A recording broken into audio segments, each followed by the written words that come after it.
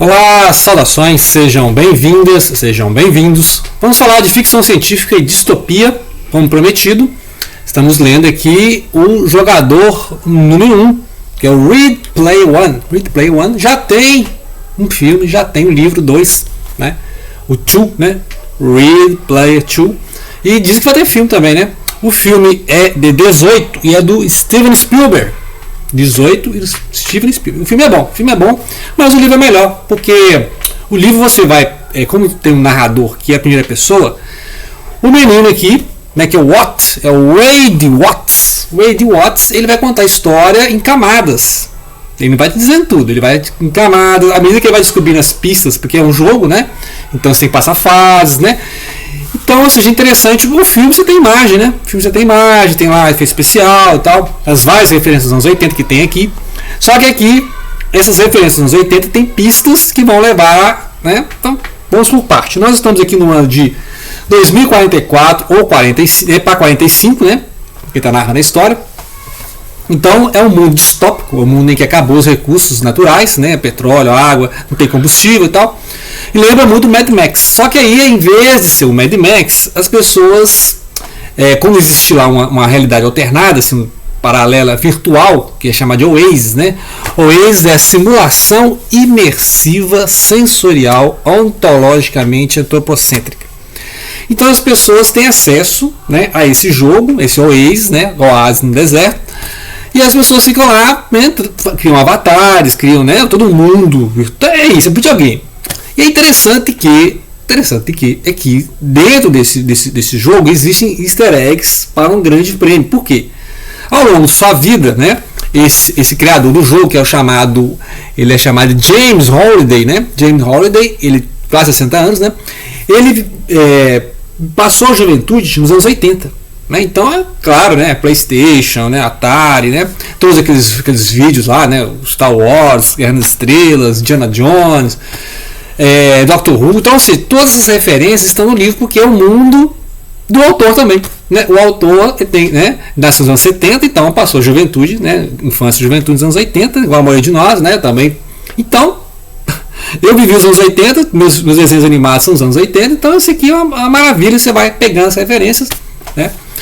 Que tem lá no filme também, que é do Spielberg, então logo o Spielberg usa imagens dos próprios filmes dele, né? Elementos dos próprios filmes dele. E é interessante que é um mundo distópico, então, né, quando ele escreveu o livro em 2011, ele estava jogando 30 anos no futuro. Né? Geralmente ele joga distopia 30 anos no futuro. Né? Agora já é 20 anos. Né? Então, nós estamos em 2024 para 44, 20 anos. E aí as pessoas viram aquele mundo lá de M, né? Aquele mundo de M, não tem nada e tal. E aí elas ficam lá com o visor, né? Um mundo totalmente digital. É aí que tem isso. Então isso eu contei. Aí ele vai explicando, ó, tem esse concurso, tem esses easter eggs, eu vou descobrir esses easter eggs e dá a impressão que ele que descobriu. Ele vai contar, eu que, né? E aí vai explicar como é que ele chegou. Então ele tem um amigo, que é o Ash, né? E tem uma blogueira lá que é muito fã, que é a Artemis, né? E aí ele tem acesso, né, à escola, né, no mundo virtual, porque, né, é complicado ele estudar na escola real, né? É melhor ir para virtual. Né? E aí só que ele não pode ficar viajando muito dentro dos jogos, né? Porque tem que pagar, né? E aí tem as empresas que vão começar a cobrar e a mandar no sistema, ou seja, que é grátis para você entrar, mas para você comprar armadura, para você comprar armamentos, né? Então todo mundo que joga videogame sabe que você vai pagando certas, né? Melhorar o avatar, fazer teletransporte do avatar.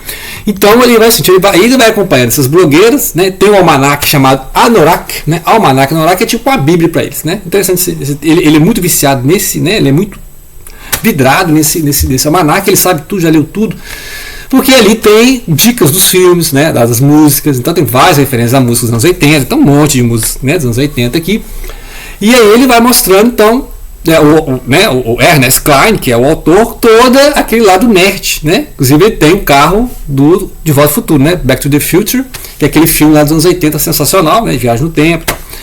E aí esse Oasis tem a ameaça de que essas empresas que estão agora, não é que o cara morreu, o criador, né?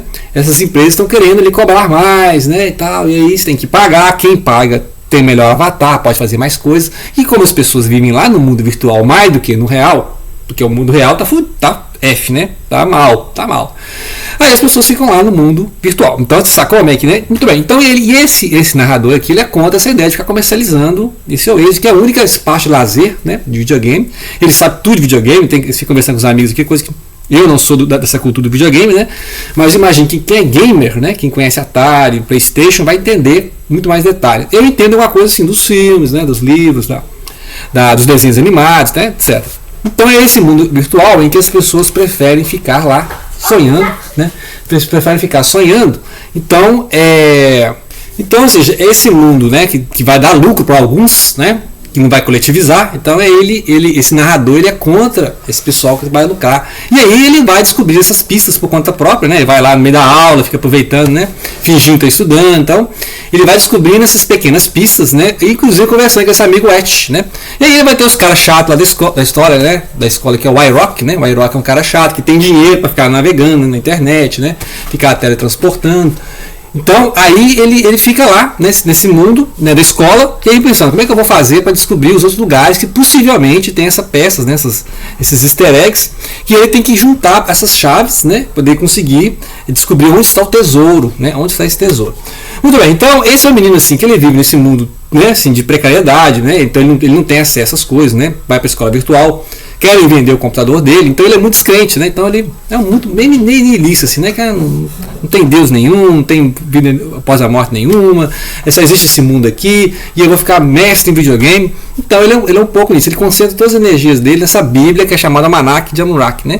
Então ele passa a ser como uma devoção, né? Porque não tem mais essa figura, só que o ser humano é sempre devocional, né? Então é um mundo que não tem mais devoção, não fala mais de igreja, religião aqui, né? Parece que o ateísmo aqui já é lugar comum. E aí ele tem que a devoção que ele tem pelo cara é como se fosse para o Messias, né? E a devoção que ele tem para esse Almanac, que ele leu e releu, é como se fosse uma Bíblia. Então ele tem uma devoção, por mais que ele seja um cético, né? Fala, não existe nada desse mundo pós-morte, né? Só que ele substitui, a gente sempre substitui, né, a ter crença por alguma coisa. Então você não tem crença numa divindade, né, numa Bíblia, no Alcorão, você vai inventar outras crenças e vai ter essa devoção por coisas, né, um videogame, um livro, um filme, né? Tem gente que coleciona várias versões de livros, filmes, sabe, decora os diálogos dos personagens. Então isso que possibilita que ele descubra coisas que ninguém tinha percebido antes, porque como ele é muito ficcionado, então ele vai, isso aqui hoje é do... Então é assim que ele vai descobrindo, ele vai perceber que tem algumas letras desfocadas, isso é erro de impressão, né? Só que ele vê que tem um padrão, ele começa a juntar essas letras, e aí ele descobre que está falando de uma tumba dos horrores, que é daquele cara do dragão, né? O Dungeons and Dragons, né? Dungeons and Dragons. E aí ele vai juntando essas e vai descobrir então que, né, que ele tem que aprender. Como que aprender? Aí começa a aula de latim, ludus, que é esse mundo das escolas. Ludus também é jogo, né? Lúdica, atividade lúdica, né? Ludus, né? Latim. E aí assim, ele vai juntando essas peças, e aí assim, só que ele não pode, né? Como ele é um cara caçador, né? Um caçador assim de ovos da Páscoa. Só que solitário, né? Porque tem outros grupos, inclusive dessas empresas, né? Que aqui é um 101, ou I0O1, né? Não sei como é que a ideia dele aqui, que no filme ela é registrada lá um traço, um zero, que é uma linguagem binária, né? Eu imaginei que é isso, você está fazendo uma paródia da linguagem binária. Essa empresa tem pessoas, funcionários, que estão ali 24 horas pesquisando, né? E ele tem os amigos ali, alguns amigos, né, que se reúnem em grupo, em coletivos, para pesquisar. Ele não tem esse acesso, né? Não tem esse grupo de amigos, né? Ele não, essa clã que ele fala, esse pessoal faz as clãs. E é interessante que ele vai mostrando como é que dessas referências, né? Então, importante aqui muitas vezes ele explica a referência. Isso aí é um jogo que tinha lá nos anos 80, né? Isso aí é uma música, né? Porque agora, para nós que somos, né, dessa geração, até os 50 anos, teve a juventude dos anos 80, então ele não precisa explicar muito, né? Então no filme também não explica muito, o filme já joga a imagem lá, né? Espera-se que você já conheça esses jogos, esses filmes. E aí é o seguinte, aí esse Holiday, então ele deixou lá esses easter eggs para você encontrar essas chaves, você vai reunir essas chaves, vai reunindo essas chaves, né?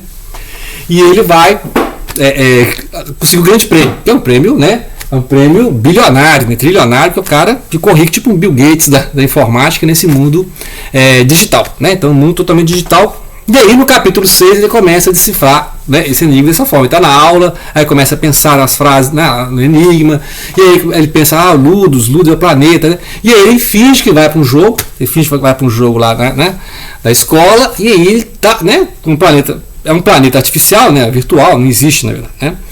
É o planeta que é escolas, né, fica naquele planeta que é para escolas. E aí ele vai nessa caverna desse dragão, né, que todo mundo conhece, cara, do dragão, tem o Messi lá, todo mundo conhece, né? E ele vai lá e enfrenta tipo um rei lá, um mago, e aí ele vai jogar o fliperama, né, vai ganhar o fliperama, e olha, agora você merece, então você é digno, né? E aí no final ele tá saindo, ele encontra a avatar da Artemis, né? Agora sim, olha, né, nós paramos aqui, então o que vai acontecer? Ele vai falar para ela que ele está conseguindo encontrar, porque todo mundo vai saber, né? Assim que ele vai descobrindo essas chaves, vai aparecer lá o score, né? As pontuações. E aí ele vai falar para o amigo Ash, que também ajuda, né? Eu acho que uma boa ideia para ele aqui é formar um grupo, né? Eu sei isso aqui, você sabe isso aqui, você tem como dinheiro para ficar viajando pelo planeta, né? Pelos planetas, pelos vários jogos, que são vários jogos, né? Então eu imagino que ele vai fazer isso, ele vai juntar com esses amigos, né? Então aguardem mais um vídeo que eu vou terminar de ler para falar. Não vou dar todos os spoilers, esse aqui é o início, né? Só está começando, né? Primeira chave. E aí ele tem que ir descobrindo, né? Como um videogame, você vai passando de fase e vai descobrindo outras coisas, sempre com essas dicas de almanac dos anos 80, né? Sempre tem essa coisa dos filmes, dos livros, né? Então é bom para relembrar, né? Os anos 80, tanta coisa que tinha lá, e que cada geração vai mudando, né? Os anos 90 já é outra coisa, né? Hoje em dia eu nem sei os desenhos que passam, não sei mais desenhos, né? Os filmes, raramente eu vejo filmes, né? Ou então um filme baseado em literatura, mas a gente não conhece aqueles filmes lá, né? Star Wars, Star Trek, né? O Doctor Who, Indiana Jones, tem um monte de filme aqui, né? O que mais que ele fala aqui? De Volta ao Futuro, né? Então esse pessoal que está lembrando aí dos anos 80 vai ser fácil, vai pegar fácil. Muito bem, então outra dica de livro de ficção científica eu já falei também que está na lista para a gente ler, que é o I, Robot, né? I, Robot, ou Eu, Robô, do Isaac Asimov, que vai falar aqui então de várias épocas, né, em que tem, em vários planetas também, porque o ser humano vai sair da Terra e vai colonizar o sistema solar, etc, né?